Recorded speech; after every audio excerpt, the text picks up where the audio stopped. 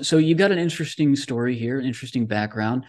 And before we get into that, you've got a Ph.D. from Columbia International University. You currently work at Kennesaw State University. And for those that don't know, that's the second largest university in the state of Georgia. I thought you had only written two books. You've actually got multiple books on Amazon, but the ones that we're going to be talking about today are relating to NDEs and spiritually transformative experiences and deathbed experiences. So for those that don't know you, is there anything else that you want to mention about yourself before we get going? I just say that I'm kind of a perennial doubter and questioner. I became a spiritual believer my sophomore year in high school, but after that decision, when people would give me hard questions about faith or about God or about the Bible, it would often plunge me into periods of doubt and questioning. And the only way I knew to resolve those questions was to try to read the best of both sides and think things through. So a big part of my life has been trying to follow the evidence wherever it might lead. And so this whole area of near death and deathbed experiences really kind of came out of nowhere to me 10 years ago because I thought there could really be no evidence there, that it'd just be personal testimonies and you either believe them or you don't. So that's a little background to myself. And I do teach on introduction to religion, and I teach a upper level class on death, dying, and afterlife. So I get to talk about these things and hear students' candid reactions to the research on those. Okay. So let's talk about the research that you did on NDEs specifically. How did you approach that? What was your methodology, the sources that you used? You mentioned that you didn't want to just, or you expected to find just personal testimonies, but you Right. obviously found a lot more. What did that look like? Well, I was just trying to be nice to a relative who wanted me to read the book Heaven is for Real, about the little boy Colton who had reported a near-death experience. His family reported a near-death experience, and I thought, well, this is it's a heartwarming story and whatever, but I don't know the family. I don't know whether to believe them or not, or whether to know that they're actually just going for money and selling books. I don't really trust the people writing their books of their own personal experiences because there's an ulterior motive to exaggerate or whatever. So I thought, well, it's kind of a neat book, but I didn't really put much stock in the evidence that it gave. So, but on the cover of the book, one of the NDE researchers said, "Hey, I'm a physician and I've been researching these for years, and this story is consistent with the research that I've been doing." And I thought, wow, people have been researching this. Well, I need to get into the actual professional research and see what they've uncovered. So I was shocked to find that I might just read this little portion from a book about the research. Was that just a vast amount of research had been done on these experiences through the years, since 1975, when Moody first wrote his book. Over 900 articles on NDEs were published in scholarly literature prior to 2005. That's when a summary book was written. And they were in journals like Psychiatry, The Lancet, Critical Care Quarterly. These are all top journals, neurology. In the 30-year period since Moody published his seminal Life After Life, 55 researchers or teams published at least 65 studies on near-death experiences. So I thought, a lot of people today, and I think this is kind of a warning out there, they're just going on YouTube and looking at experiences. Now, the problem with that is that YouTube is going to choose which ones you're going to see, which ones is it going to recommend. Probably the most dramatic and detailed and different ones, the anomalous ones, because there's a core experience which tons of people report. Well, that's not as interesting as the ones that are outside of the core that are more anomalous. So I kept hearing people say, oh, when I read these, when I watch these, view these experiences, they're just all over the board with their theology and different stuff. And I thought, oh, well, you need to get back. You need to get back to the actual studies of near death experiences done by cardiologists like Dr. Sabom. He did an early one back in the 1970s. He didn't believe in near-death experiences, that they were anything. So he, as a cardiologist and later a teacher of cardiology at Emory University School of Medicine, very respected School of Medicine, he started interviewing his patients. And after about a year, he determined these people are actually out of their bodies because they're telling things they couldn't have ordinarily known just by guessing or by imagining things.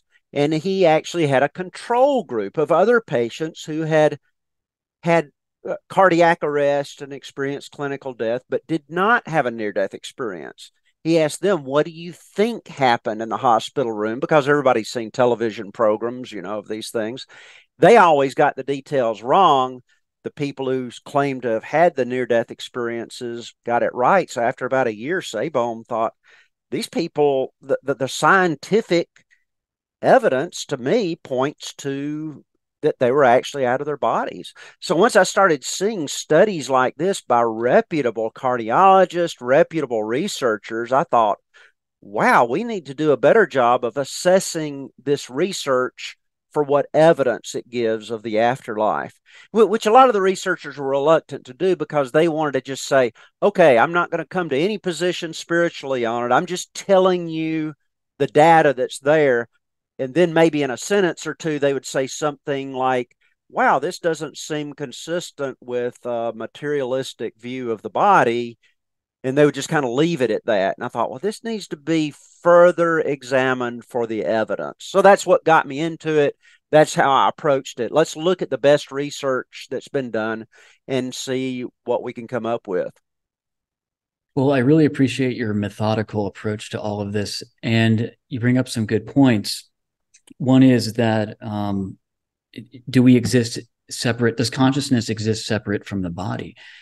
The research, from what I've seen, shows that that's likely the case. What have you found? Do you have any compelling evidence that kind of points in that direction? Well, for near-death experiences, I came up with about 12 different lines of evidence that to me fit better with an afterlife hypothesis, which is, of course, the mind and the soul, whatever you want to call it, actually separating from the body at death. I found 12 lines of evidence that suggested to me that that was a much better explanation than a dying brain hypothesis, which would say, oh, it's just all physical, and when we die, we die. Of course, when people go to the other side, people will say, oh, well, that's just a near-death experience. They're not really experiencing final death. To that, I'd reply, yes, but look how many of them are interacting with deceased relatives on the other side that may have been dead for decades. So I think there is evidence for the afterlife if you believe in the integrity of the experience. So when you look at the experience, you start asking questions, just like in legal evidence. Let's say you're in a court of law. You want to say, are there reasons for these people to be lying? Or, well, yes, if they're writing a book about their experience and trying to sell it, there's reason that they may exaggerate or lie about things. But when somebody's reporting to their cardiologist, most of them are very much motivated not to tell what happened because they're afraid they'll be sent to the psych ward or somewhere. And so they don't tend to tell anybody about their experience. If they do, often people get kind of nervous and shut them down. And so they learn pretty quickly, you don't talk about this. So whenever in a court of law you find somebody who's reluctant or there's a downside to actually sharing the truth, and yet they share it, like they're testifying against a mafia kingpin, they're like, okay, you take that seriously because there's not a good ulterior motive for lying. So I think we find people, really the researchers say, typically they're not lying about these things.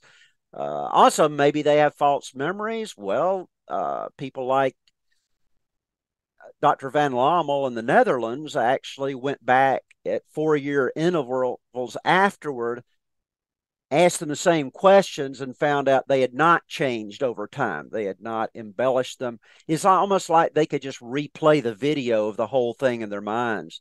So I think there's an authenticity about the experience.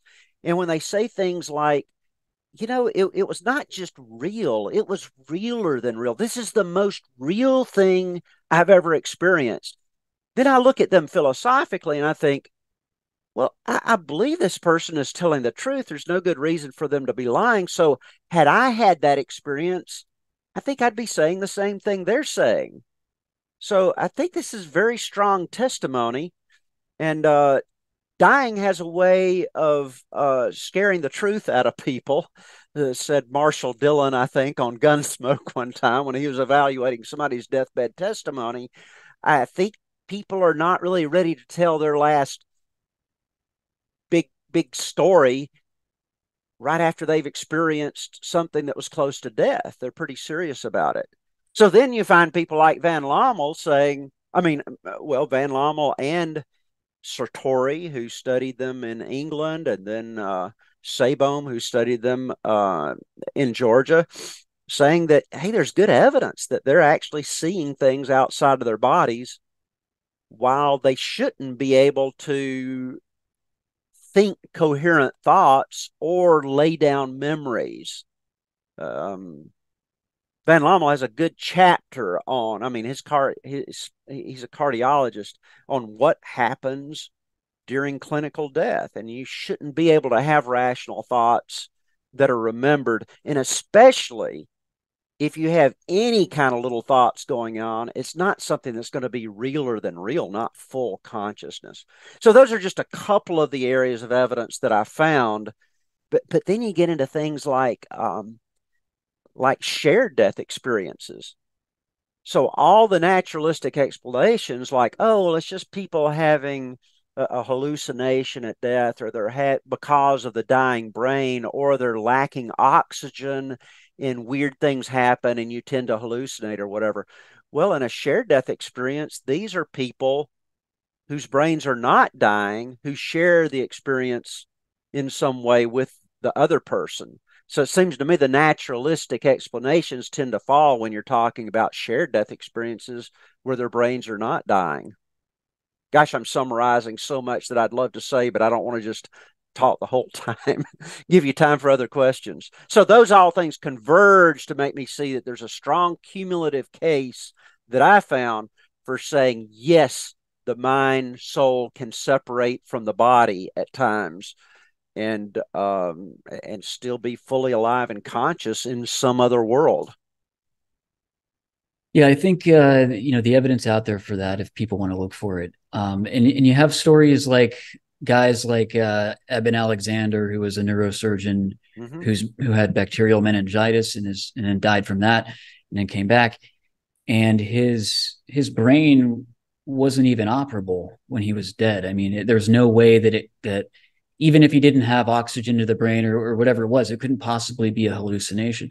And then there are other folks who have experiences where, they know what somebody was doing 500 miles away or something like that. And how could they possibly do that if consciousness was local? So they must have been in some kind of non-local state when they were having the near-death experience. And, you can't really explain that from a materialistic standpoint. So, yeah, that's really interesting. But what do you think the mechanism of action is, I guess, of an NDE? If it's not a DMT dump or, some kind of hallucination or something, how do you think it works? I don't really know. But I think back in the 17 and 1800s, scientists you had the feeling that science was about to explain everything materialistically. And so when they had thoughts, when people would say things like, well, the Trinity, I think there's a threeness and a oneness to God, they just laugh at that and say, well, that's just a logical contradiction. We don't believe in things that we can't understand, was a feeling. Well, after quantum physics came along in the 1900s, what we've understood is the very basis of materialism is questionable. I mean, when somebody says, well, I'm a materialist, everything has a materialist explanation. Well, what is material at base? I mean, if you reduce it down and you see that electrons, sometimes they act like waves, sometimes like particles, they can't really be both. we don't know what electrons are in their essence. Even though herding electrons has been one of the most profitable things of the 1900s in our development of science and wireless technology and whatever, we really don't understand what matter is in its basis. Now, you can read physicists who do know, but then you'll read another physicist who contradicts them, and they'll say, no, we really don't know that. So it is quantum physics has made it okay to say, I don't understand the mechanism. For example, thoughts. What are thoughts in the brain? Nobody can isolate a thought and pull it out in a test tube and look at it. What are intentions and motives? What is consciousness? All these are some of the greatest mysteries that science is trying to understand. Now, they don't deny consciousness. They don't deny thoughts. They don't deny memories, even though they don't understand them. So I would say, so I'm kind of going around the bend here, but I'm saying, I don't understand the mechanisms that may cause a near-death experience. I do think God's involved. I think there's good evidence that these are orchestrated from outside because they're so meaningful to the people that are involved. And I don't see a good naturalistic explanation. I can't imagine why naturalistic evolution would provide us with something that makes us want to die and go to the other side, whereas evolution is supposed to be trying to help us survive here longer. Why would it give us some experience that's making us want to go to the other side, which is much better? It seems contrary to that. So I don't really see a good naturalistic explanation. I don't understand it, but I think a good scientist relies on their observations if they're good enough to say, okay, this is true. Consciousness exists. Thoughts exists. Near-death experiences. Yes, people are coming out of their bodies. Do I understand the mechanism of it? No, I don't. Maybe there's a naturalistic trigger for that experience, but if there is, I don't think we know what it is at this point. Did I just totally go around your question, or does that suffice? Well, I don't expect anybody to have an answer for that. I mean, it's all theory. You just throw it out to see if we're honest. Well, you never know. I mean, you brought up some good points, and well, there are some people who believe that the human soul or spirit, whichever one, exists naturally in a non-physical state, and then we incarnate into physical reality, into bodies. And there's some kind of veiling process, and there's amnesia, and you don't remember. And I guess the purpose is supposed to be spiritual growth. Now, I know that doesn't align with a traditional Christian viewpoint, but what do you think of that?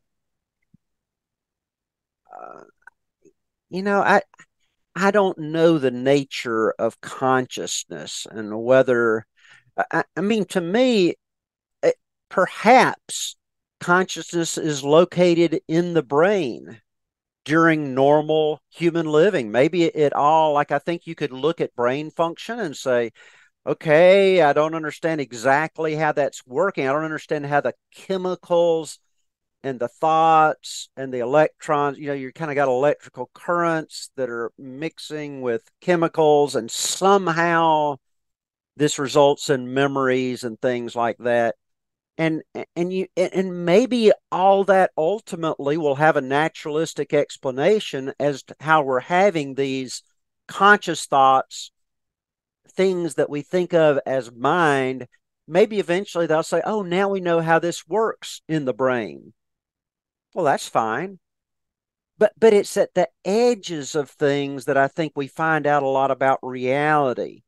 So that at the time of death, or at times near death, perhaps there's a separation that happens only then.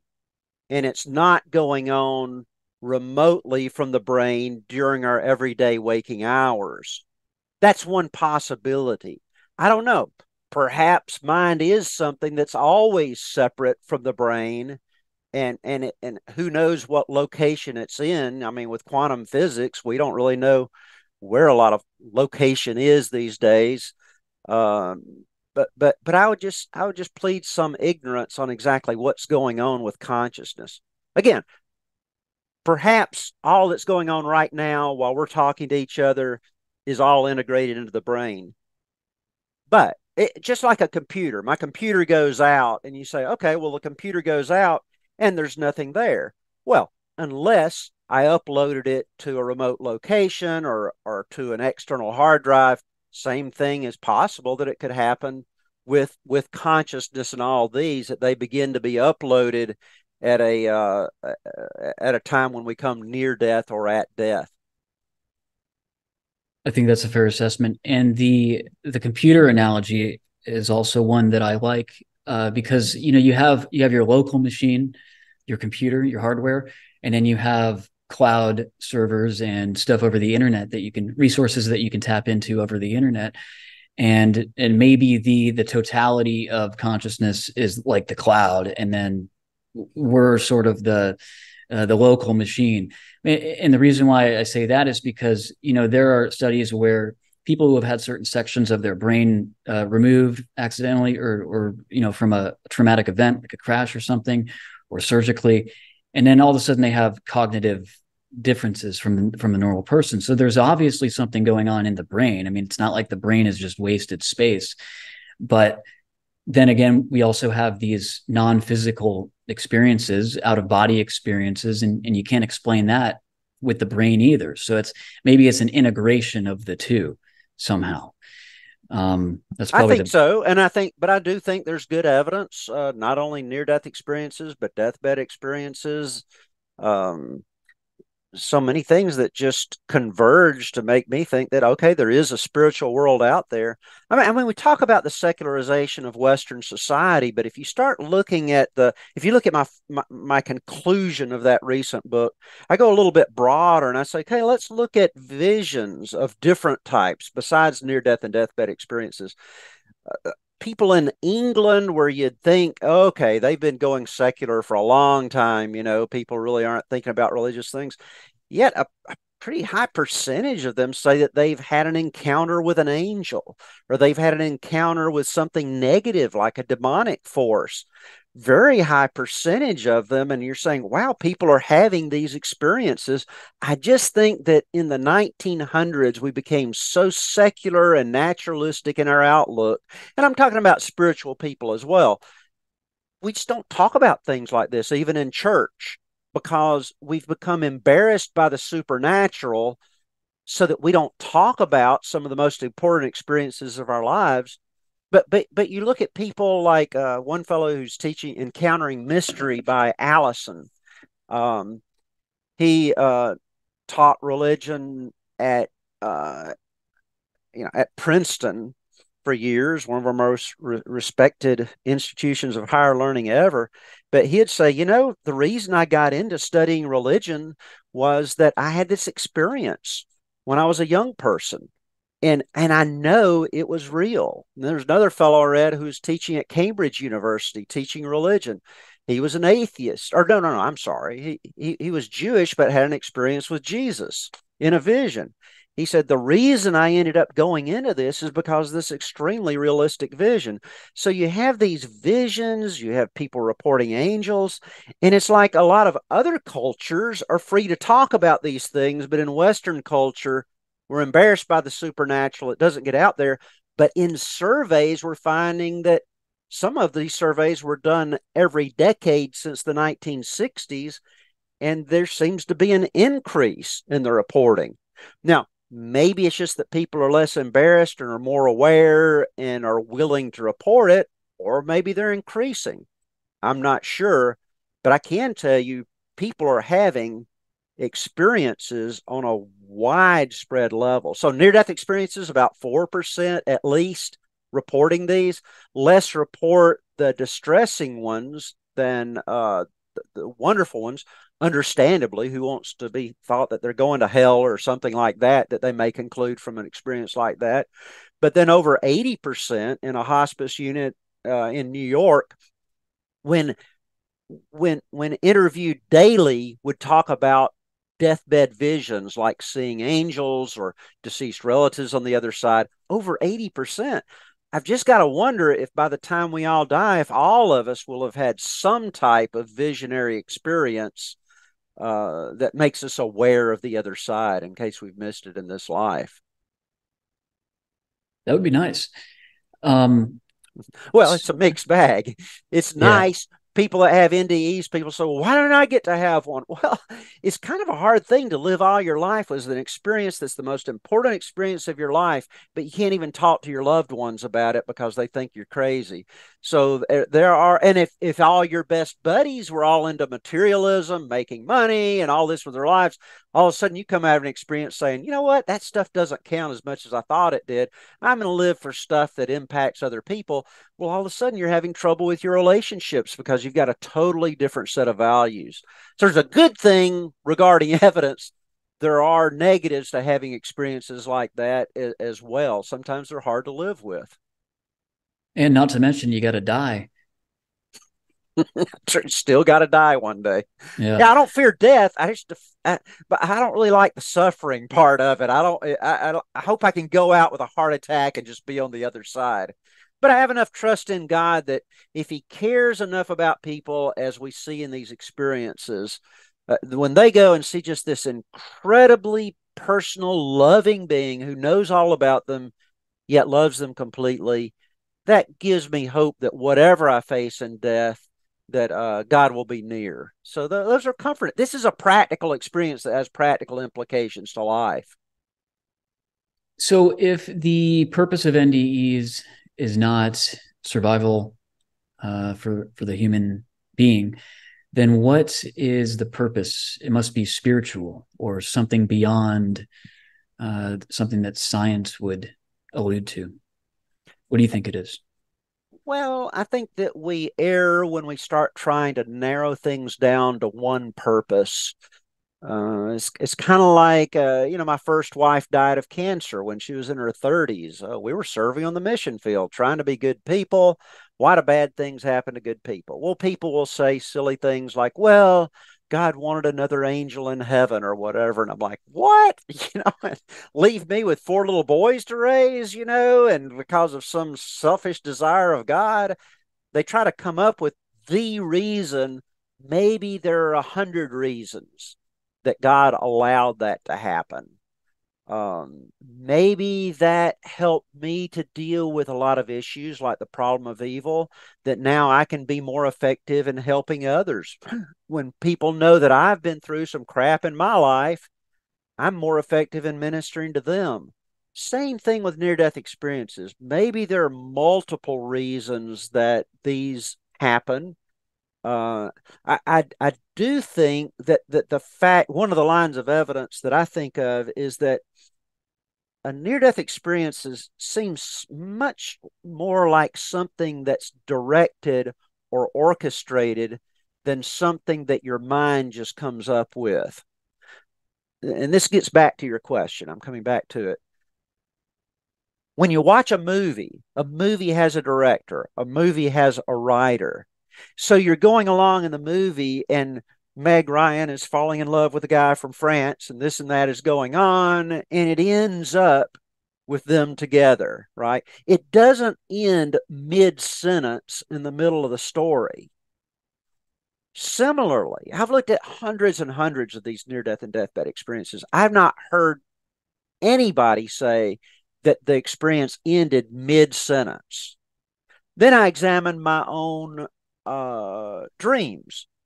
I looked at my dreams and I would wake up every morning. I'd probably forget them after 30 seconds, but since I was in the mode every morning, I'd write down. Mike, they ended up mid-story every time. Now, some people have significant dreams. Mine are all stupid and weird, just kind of mixes of experiences that are in my brain, and it's pulling things together apparently. But when the alarm goes off or when I wake up, it's always just in the middle of the experience. It never had a conclusion where it said, okay, end of story, now it's time to wake up. Now, think about near-death experiences. Quite different from that. Often they're ending where a person is making a decision as to whether to come back or not, and then they come back and they have a purpose. So I think there's good evidence that they're orchestrated by the other side, that there is a purpose for each person having it. For a lot of people, we know the result is that they become a more empathetic person. They see their responsibility to love those around them rather than just loving money or getting stuff for self. They realize a lot of their past, if they had a life review, was living for things that didn't really matter. Uh, so there's a change in their thoughts and their theology. Maybe they used to believe in an impersonal God or not God at all. Now they believe there is one and he loves them very much. So I think for some people, the purpose was they need a little straightening out as far as their worldview. They needed to understand that some of the things they were living for were not important at all. Some people may have needed assurance about a loved one who had passed away, and they see the person on the other side, and it helps them emotionally. I had one relative who had an after death communication where the person's mother came to him during the night, and he really needed to know that she was okay because she had a very painful death over a period of time. He just felt bad about the whole thing, and she came back, and he said, but you had such a horrible time. She kind of laughed and said, well, of course I did. I was dying. I had this, I was going through a lot of pain, but I want you to know I'm okay now. And I'm just summarizing here. But this is a relative that I respect a lot. He said he woke up in a cold sweat. And it was like, I know it was mom. I'd know my mom anywhere. I know her voice. And I had to say, okay, had I had that experience, would I believe it was true? Well, yes, I would. In his case, I think the purpose was he needed some comfort about his mom, and God loved him enough to give him that comfort. So I think there are many reasons that these may happen. I think we fail when we try to say, okay, there's one reason that God's trying to get at or that the experience is trying to teach us. That's a fair point. So, in your research, have you found that there's a dominant religion or spiritual philosophy that is presented in NDEs? I would say, first of all, that I don't think near death experiences and deathbed experiences are communicating a lot of specific theology. I think it underscores a lot of things that many of us who hold a Christian worldviews hold. That there's not only a God, but there's a personal God. There's a God who loves us very much. And in fact, that's some kind of a dominant characteristic of God where the Bible says God is love. And it's a very specific kind of love, which is a selfless love, and that no matter what we've done, he still loves us. God so loved the world, not just a few specific people. There is an afterlife. There is a place we go after death. Love matters in this life, and a specific kind of love. The Bible talks about agape love, agape in the Greek, which is more of a selfless love where you love your neighbor, not because your neighbor's a nice person or that you'd like them as a best friend or something, but because your neighbor's important and you need to love them. Just love. Love your enemies. Love everybody. Now, a lot of those do dovetail well to me with what I've learned about the Christian life. And I've studied the Bible all my life. I think it speaks against certain other views, like if you're a very judgmental Christian, let's say, you're always judging other people, you love those who love you, and you justify not forgiving people. And there's strands of Christianity like that. Well, that speaks against those strains to me of Christianity. So it's not just that it's all about all these Christian views. I think there are good Christian views and there are less good Christian views that are not as consistent with the scriptures. But obviously, people don't like to talk about this. Let me just say this. Researchers like to keep their religious conclusions very general and vague because they're nice people and they're researchers and they don't want to come across like they're promoting one religion over another. for me, I'm a seeker, and I want to get as close to theological truth as I can. So I don't have the option, I feel, to say that all religious views are equal. The evidence is going to lie somewhere. I'm interested in getting at that evidence.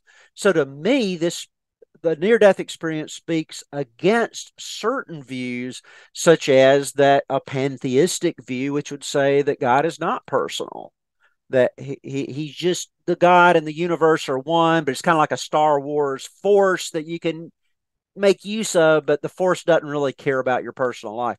Well, I don't think that's consistent with a near-death experience.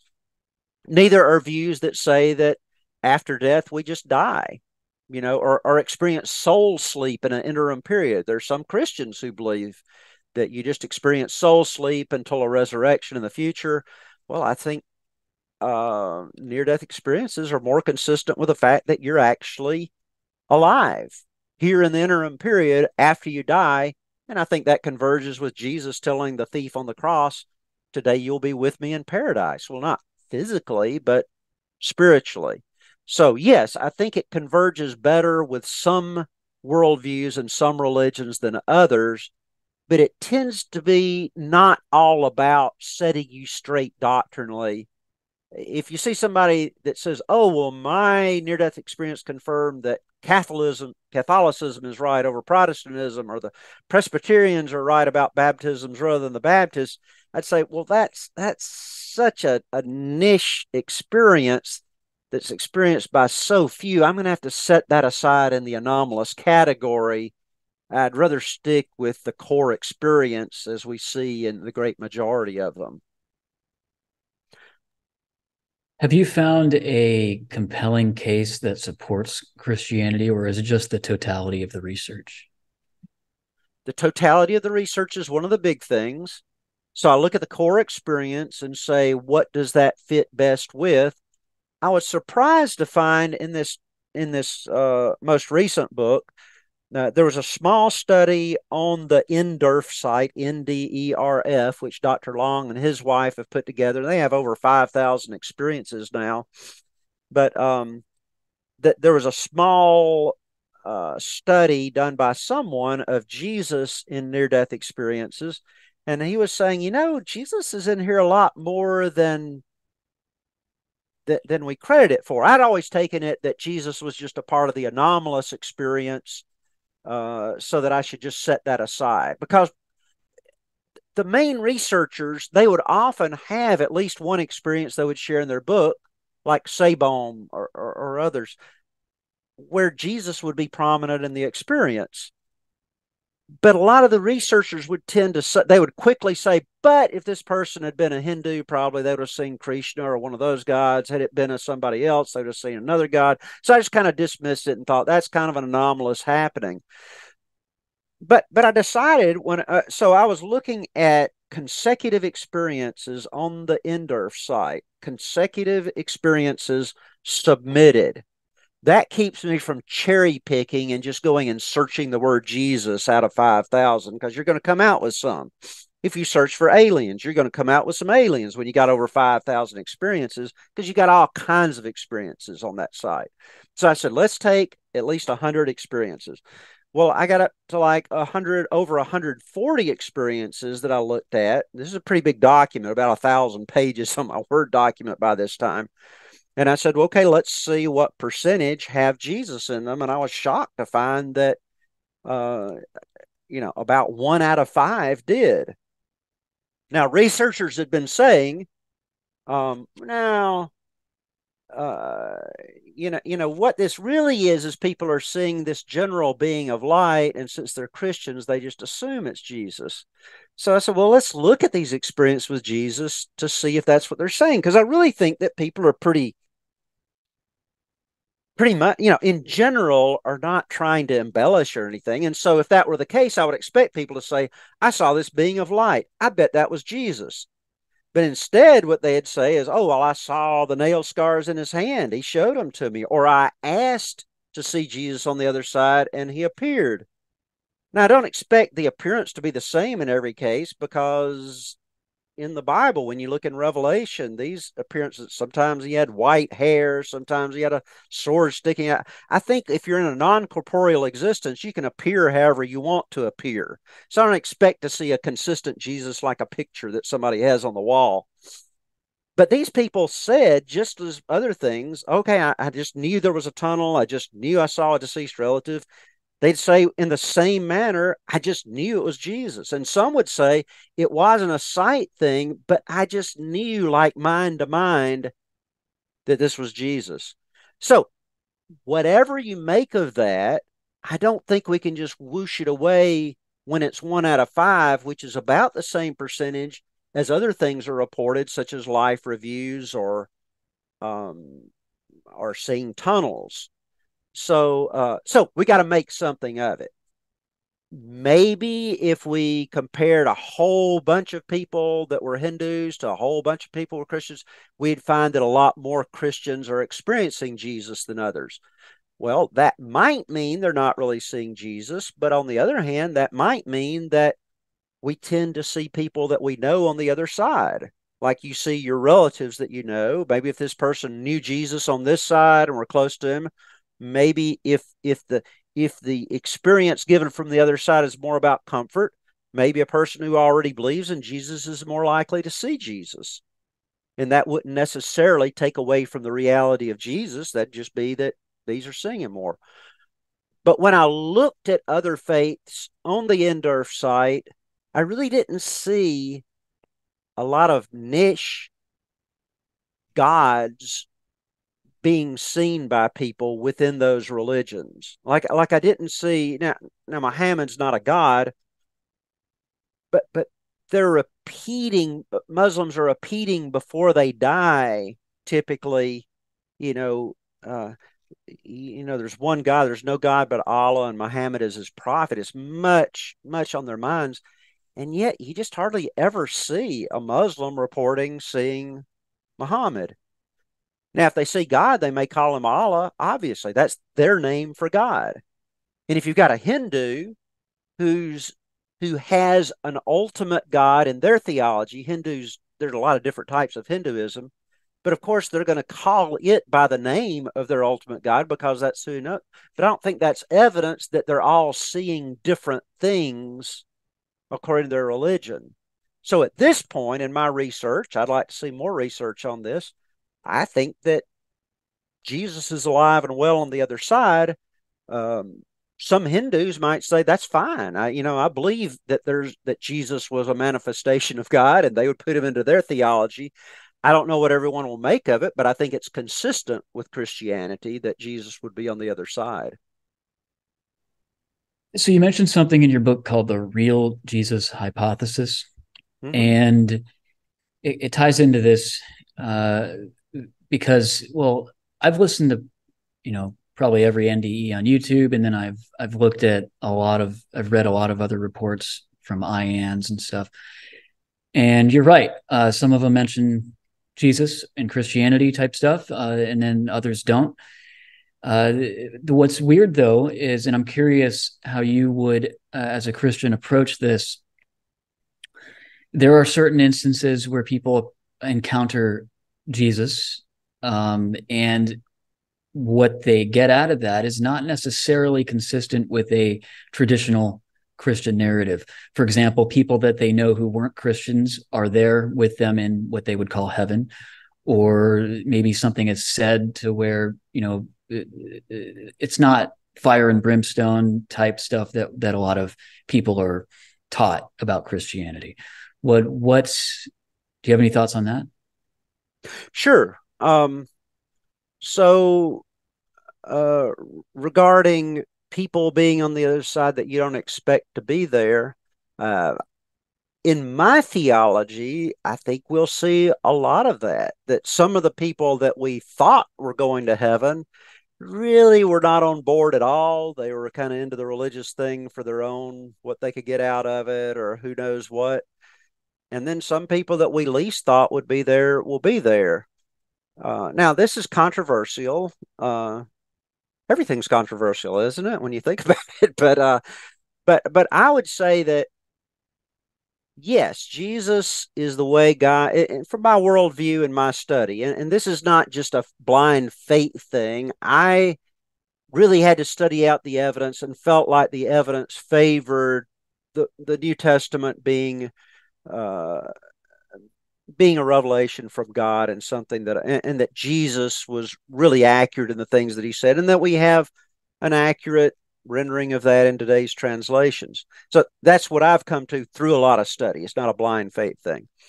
So, looking at that, I would say, okay, I do believe that Jesus is the way God has provided for forgiveness of sins and salvation. But does that mean that everybody has to have specifically said, I accept Jesus as my Savior in order to get over there? Well, I think most Christians would say no in at least a couple of cases. Number one, what about Old Testament saints who didn't know anything about Jesus? According to Romans, Paul says they're able to get to heaven. Why? Because of their faith, even though they didn't know the specifics about Jesus. And then Christians would also say, okay, what about babies that die and people that don't have enough knowledge to be able to know because of their age? Well, it's okay, well, yes, God understands that. He still takes them to heaven, even though they didn't know about Jesus. Well, I don't think it's very far to jump from that and say, okay, what about a person who's never heard about Jesus, or that's only heard the wrong things about theology and Jesus, or grew up in a situation where they're in a horrible church and their parents were horrible hypocrites, and so they're thinking anything but Christianity? I think God takes all that into account. And maybe for some in their deathbed experience that over 80% of people seem to experience, maybe it all comes together at the last minute, and the Bible says that God is not wishing that any should perish, but all should come to the knowledge of repentance. I think he works that out. And if someone's a sincere seeker, I think they'll know enough truth. So that all goes back to your question. What about somebody you see somebody on the other side and say, oh my gosh, they weren't a believer. Well, maybe they were in the last instance before they died, or maybe that person knew enough to where God took the substitutionary atonement of Jesus, applied it to them because they were sincere seekers and they got as far as they could in this life. Other things, like when people say, well, I got to the other side and I got this theology that all religions are right or whatever. And I'm saying, well, so Luciferianism is right. So it's the religions that are sacrificing children up on a hill, they're right. Those are such small percentage things that I'm saying, why should that's not a part of the core experience when people say things like that. I think it's a natural conclusion for somebody who's not been very religious. They have a near-death experience. They get to the other side. They see a loving God who loves them in spite of all their faults. It's easy to come out and say, it's not about this religious stuff. It's just about a loving God and be nice and all this. But if that starts them off to seeking, I think they'll think that through a little bit deeper and may notice that, there are distressing experiences out there where people see demons and hellish things. And that, again, is maybe 1 in 5 experiences. If you read people like Romer is a very good one to read, Blessing in Disguise, a physician who interviewed a lot of people who had negative experiences. I think many of those are just as real as the positive ones, and they need to be taken into consideration. Yeah, I think you're right. And, the entire Christian theology, or at least the essential gospel truth, as people would call it, is Mere Christianity, C.S. Lewis called it. Go ahead. Right. It's based on eyewitness testimony. I mean, that's really what it all comes down to. And, what's funny is we have all these people, thousands of people coming forward with near-death experiences and deathbed experiences and visions and all this stuff. This is eyewitness testimony. Now, obviously, you can't prove it in the sense that, you have it on camera or something like that, scientifically, from using the scientific method. But we have this decentralized body of people coming together, presenting information about their personal experience. And there's a lot of overlap between all of that. And you would think if it was just a hallucination, or if it was, something like that, it would just be completely random. So Yes. any level of consistency that we find in this large body of research in these samples is, in my assessment, it's profound, and it should be given credibility until we can prove otherwise. So I mean, it's basically real eyewitness testimony, except we're not talking about people from 2,000 years ago. We're talking about people who are alive right now. That's pretty interesting. I think it's very interesting and it's very relevant. People like Gary Habermas will take into account near-death experiences and say, okay, for the naturalists who want to discount things like the resurrection and the miracles in the Bible by saying these things don't happen today. So I would need an overwhelming amount of proof, not just eyewitness testimony. I'd need overwhelming evidence that something happened in the past that is not happening today. Habermas is saying things like this do happen today. Look at near-death and deathbed experiences. These have been verified very well. There's a veridicality to these experiences when that we can confirm they were actually seeing things. People are separating from their bodies. A lot of this confirms the biblical worldview. So why should we be prejudiced against their testimonies? Now, I think you mentioned, you had one statement in there, we can't verify it scientifically. In my next book that I'm going to do, I'm going to talk about what is science. And I think a lot of people that are writing on these issues need to get into philosophy of science and think through, how are you defining science? I believe that legal science is a legitimate science. You're confirming data, okay, through experiments or whatever, or observations, and then you're using reasoning to reason about that data.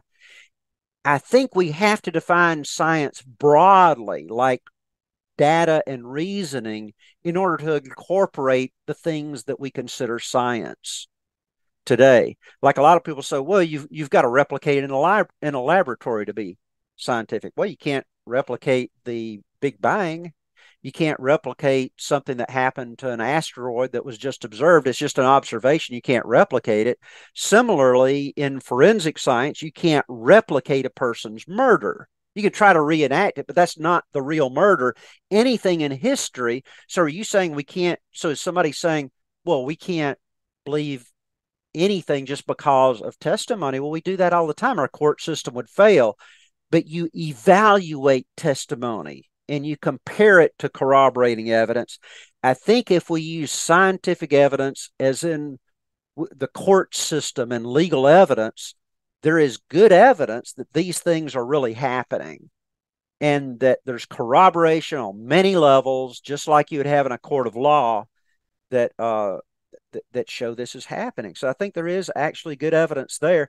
And as you say, it's not just one person giving the testimony, but you have multiple people. It's as if you've had multiple people visit France and tell you about it. Even though you've never been there, you put together all their testimonies and you say, okay, I know a good bit about France just by their testimonies. Same way with the other side. We've got millions of people who've come back. And why is there this core experience if it's just a hallucination? And the core experience is not typically what people were expecting, so you can't blame it on expectations. Well, maybe now that we have so much stuff out there about near-death experiences, people are more expecting something like that. But especially early studies with Moody, why is there a consistent experience when nobody, I mean, Christians are not expecting at death to come out of their bodies, look down at their bodies, say, wow, I'm out of my body. What's going on here? Meet angels and talk to them about whether to come back or not, do all these things. That's not the Christian expectation of what happens at their final death. So why are they experiencing the common core in a near-death experiences, which is really a halftime experience rather than a final experience? Why are Hindus experiencing the same core elements when they have very different beliefs concerning Christians as to what's going to happen at death? Or the Muslim expectation of many that it's going to be a very painful experience, a very difficult experience. Why aren't they experiencing that in their near-death experience? And instead, this what they're expecting isn't happening. So when you say it's a wide range experience that millions of people across the globe are experiencing, it's consistent, and it wouldn't be predicted to be consistent if it's just a physical thing drawing upon our expectations. What are we dealing with? I think there's good evidence that these are real experiences with the other side. Those are all great points. And I think you're right about how we should approach it. Just because we can't replicate it in a lab doesn't necessarily mean it's not true. And if you look at our legal system, this happens every day. People are proven innocent or guilty based off of eyewitness testimony and logical conclusions.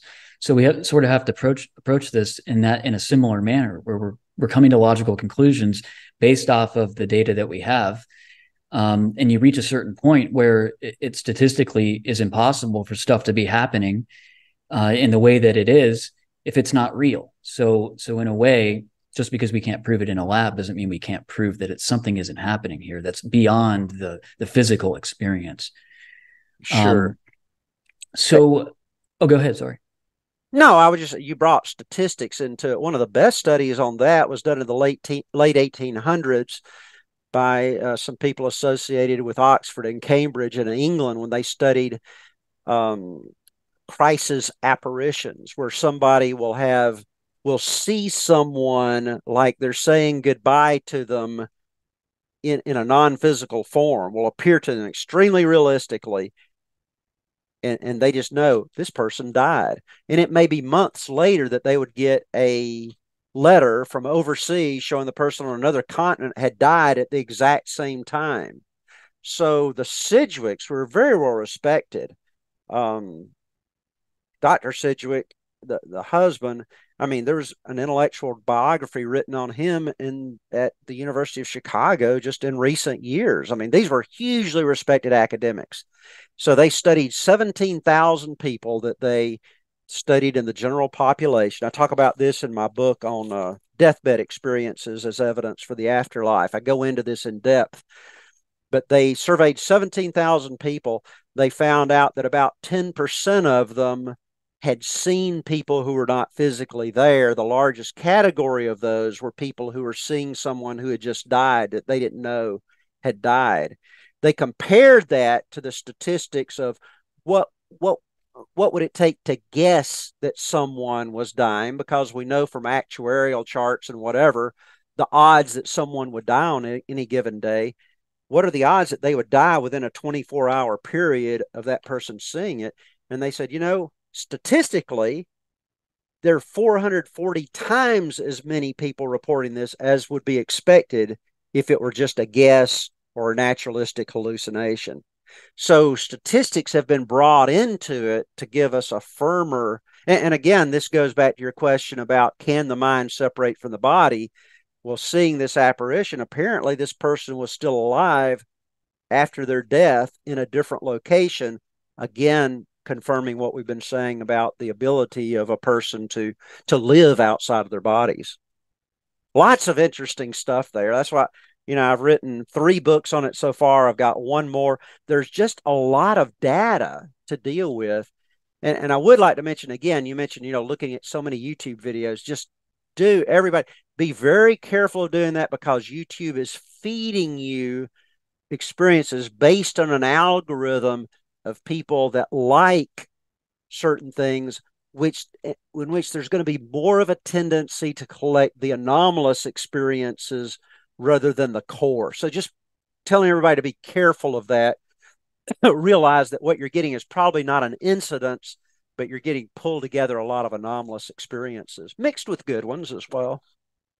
The algorithm thing is a good point. And also, in addition to that, the stuff that you're getting on YouTube are the interviews with people who are usually extroverted, who are okay with being on camera and sharing their experience. And may have ulterior motives because of trying to get clicks on their own YouTube video channel. You just have to think these things through and don't accept the Proverbs. He says, the fool believes everything he hears. We just have to be very discerning. Right. It's not a 100% unbiased sample size. I mean, you really, if you want to dive into the research, I mean, that's a whole different story. Like you go to the researchers, and see what they got out of it, because they were doing the firsthand interviews, like Sabom, Van Lommel, Sartori, others that did actual good research. Go to them, or take consecutive ones on something like the NDiv site, consecutively submitted, so that you're not cherry picking. And on the NDiv side, I mean, a lot of these are not even near-death experiences. It'll be somebody that just say, oh, I had a vision, or I was doing mushrooms and this happened. And I appreciate the Longs allowing those up there. Otherwise, their worldview might interfere with what gets up there. They're saying anybody can put anything up there. We're telling you near-death experiences, but I had to get 140 or something to narrow down 100 that I thought were really near-death experiences. What would you say to religious people that think this is all just from some evil source? None of it's real. Right. Now, generally, they're taking that from a theological standpoint, and I just think they haven't thought it through deeply enough theologically. Some of the people that wrote early chapters on this, saying that it was all either number one of the devil, or number two, just hallucinations or made up or whatever, they were looking at people who had written books about their experiences and had ulterior motives for fabricating things, or making it consistent with Mormon doctrine or New Age teachings or whatever. And so I think they were saying, wow, when I look at all these books out here, this is really some weird stuff. We need to warn people about it. I think this is of the devil. And I'm saying, good point. Those are the ones we don't need to trust. But they made the leap to assume that this was all we know about near-death and deathbed experiences, is through these books that people are trying to sell. I think if they went into the actual research and saw the core experience, they'd be less apt to try to pull out, scriptures that seem to disprove it. They'll have specific scriptures, like in Hebrews says it is appointed for man to die once, and after this comes the judgment. And they'll say, hey, look there, people only die one time. Near-death experiencers are saying they've died twice. And I'm saying, okay, well, the word death in the scripture is actually used in several different ways. Sometimes when Jesus was talking to Lazarus, he said he's dead. He meant a temporary death, because eventually he was going to raise him. And then later he says, he's not dead. Okay. So you have several uses. I think Hebrews is talking about a final death. And biblically, I'd say, look at people like Lazarus. If you say people only die once, Jesus said Lazarus died, then he raised him from the dead. Then I don't have historical records, but I assume Lazarus eventually died of old age or something. Well, he died more than once. So obviously Hebrews is not saying a person can't experience clinical death prior to experiencing a final death. So there are multitudes of scriptures that people bring up. I just think that once you look at the scriptures more in depth, they're not really saying what they thought they were saying about near-death experiences against them. There also seems to be a central theme, which is love and God's love. What are your thoughts on that? Yes. I mean, that's the overwhelming thing that comes out. In fact, so much so that some Christians will say, well, wait a minute, you got this really sinful person who blasphemes against God and all this, and then they go and have a heavenly experience. What's the deal with that? Well, number one, some of them don't. Some of them experience a hellish experience that maybe in the experience, Jesus pulls them out of the experience, or God pulls them out, or, I mean, there are various ones along that line that are distressing. So that happens as well. But I think again, many Christians tend to confuse what is taught in the Bible will happen after our final death. They assume that in any previous clinical death that we should experience what the Bible says will happen after your final death. So I'm taking this as a halftime experience. It's not the final new heavens and new earth talked about in Revelation after the final resurrection. This is talking about something that's going on in the interim period. You're probably in a vestibule to heaven. I mean, where would Christians say that demons and angels, where are they? They're non-corporeal. Where are they? Well, they're on the other side. So this is something that's happening on the other side to people. And what would we expect a loving God to show people, even to bad sinners? Well, his primary characteristic seems to be love. Look how Jesus talked to the woman at the well who had been through many husbands, lived a sinful life. He didn't yell at her. He was nice to her. He showed her his love and his concern. Jesus said that God himself is kind to sinful people, and that's why we ought to be kind to sinful people. Also, we're all sinful in some way. None of us are perfect, so you better be good and forgiving to other people. But since the overwhelming characteristic of God is love, the Apostle Paul said the kindness of God leads us to repentance. If God's object, if his game plan is to get people into heaven who are willing to love him, isn't he going to want to show his love rather than his wrath? So when we see these experiences, a loving God is just, I guess you'd say, ubiquitous to the experience. They'll look at buildings on the other side and say they just exuded love. There was love everywhere. People who never felt love in their life have these experiences. Say, I've never felt a love and complete acceptance like this.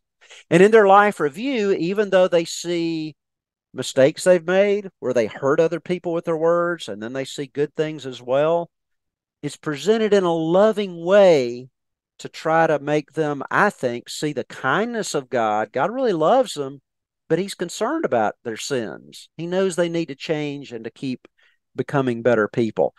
Love, number one, God loves you. Number two, act in a loving way toward other people. As Jesus said, he was asked, what's the greatest command? Love God, love people, right? If you've missed that, you've missed the whole thing. Whether you're getting it from near-death experiences or the Bible, the big thing is love. If you're doing all kind of religious service, if you know all kinds of things about the Bible, but you don't have love, 1 Corinthians 13, you are nothing. So I think the near-death experience reinforces to us what this life is all about and what we need to be concentrating on in this life. If I'm not acting in a loving way toward you, I've blown it. I don't care what else good I'm doing in life. If I produce all these books and that helps a lot of people, that's cool. But if I'm not doing it from a motive of love, it's just worthless. So thanks for mentioning love here, because I really think that's the dominant outcome and for all of us. Yeah, you're right. And, I think where religion fails is when it becomes about, following rules, legalism, and tradition and things like that. And then you do that in place of the love. So and that's what Jesus saw. That was the people Jesus was harsh to in the New Testament were the religious leaders who had become just big rule followers and were judging other people, thought they were better than others. He said, you've missed the whole thing. You've missed love. And yes, that's important to get beyond. Right. And you mentioned the two teachings that his followers asked. What are the two most important teachings? To love God and then to love your neighbor as yourself. And if you forget everything else but that, I think you're good. But then again, that kind of gets into more of a universalism kind of Christianity in a way, which is probably going to turn a lot of people off, because there are a lot of people that do believe you have to get baptized by water. You got to do this. You got to go to, if you're Catholic, you got to do all these different things. Go to mass every Friday. You can't eat meat certain days.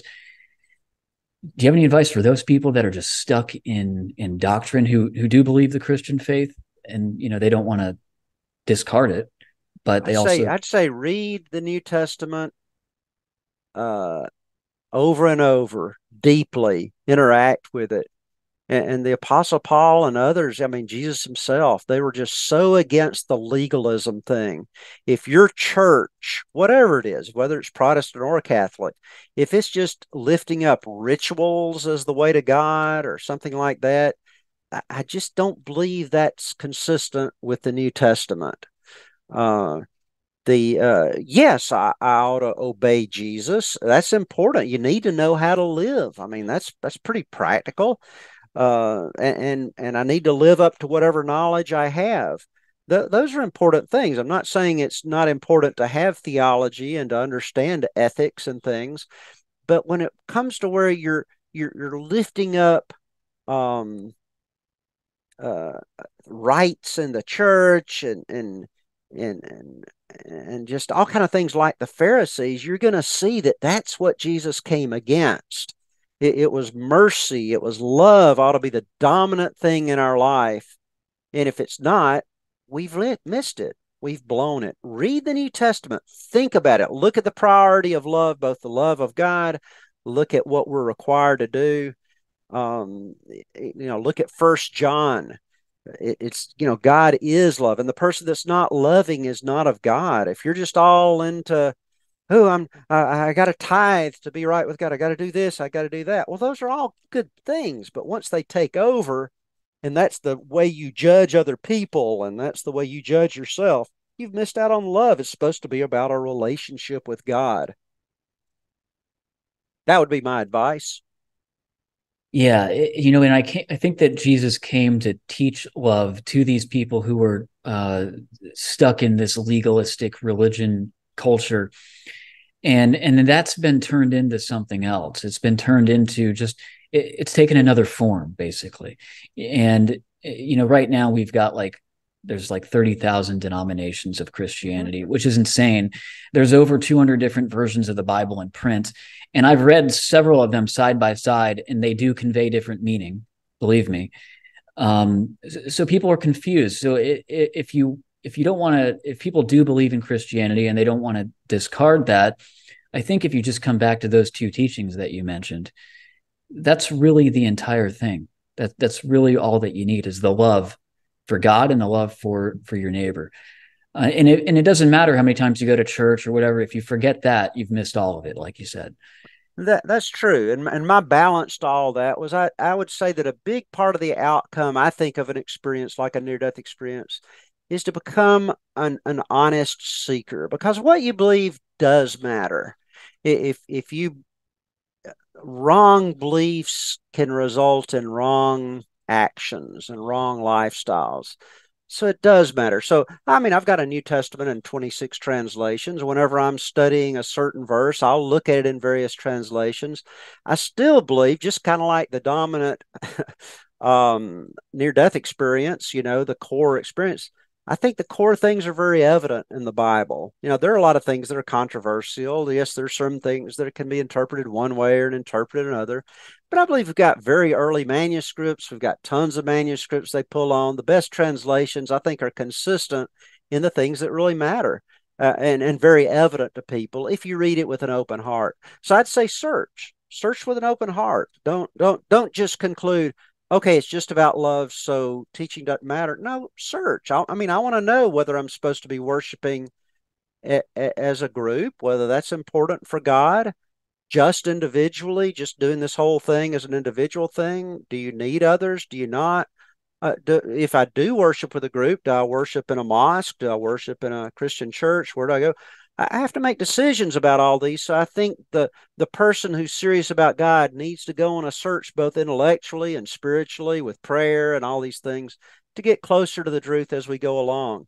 And it's a journey. And this is where I am in my journey, and I appreciate you interviewing me on it. Absolutely. The purpose of this show is to get people to start seeking genuinely. Mm-hmm, mm-hmm. And I'm not going to come on here and tell people what they should believe and what religion they should be a part of. I think that if people genuinely seek after God and they seek after the real truth, if there is a real truth, an objective truth, we'll find it. And if I have on 1,000 people and some say this and some say that, hopefully the truth rises to the surface and you can see it for yourself. Kind of like counterfeit bills compared to the real ones. So when you see enough of the real ones, you can identify the counterfeits, something like that. I think that's a great illustration. And Jesus himself said, seek and you shall find. That's a Greek present tense. which means more kind of action than time of action, and it means a continual searching. I went through a lot of years where I went through times of doubt and questions, and I had to read, like you're talking about, interviewing people on various sides of issues to think it through. I wanted it to be an honest search, but in the end, I really feel at peace with where I am. Not that I'm not going to continue searching, but I just want to encourage people who are in the midst of the search that it's worth it. Search, learn, keep learning, and keep doing interviews like this to help us all get closer to the truth. Great. So before we close, I know that you've written several books on a variety of different topics, and you've got a website. I was just on it before we started. Where would you like to direct people, whether it's Amazon or your site? jstevemiller.info is a website, but you can find most of all of my books on amazon.com, and I go by J. Steve Miller, so you don't confuse me with the singer or whatever. So that's the letter J, Steve Miller.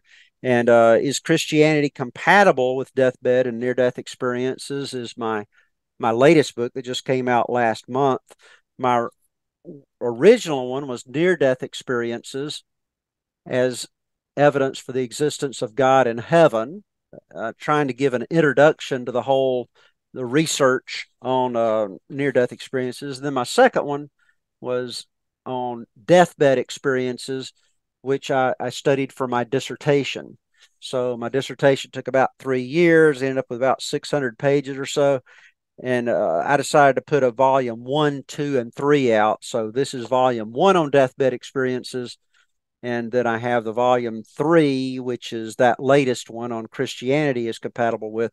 Then I'll go back and do volume 2, where I deal with secular charges against the afterlife, and to see what secular sources have to say on that.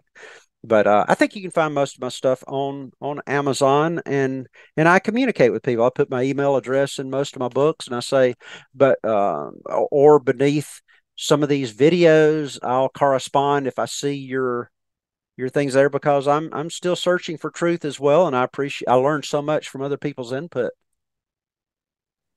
That's great. And I'll put a lot of that in the show notes as well. Yeah, so if you could link them to the books, that would be very helpful. Thank you. I will. Well, thanks a lot for coming on, Steve. Thanks so much for having me. This has been great.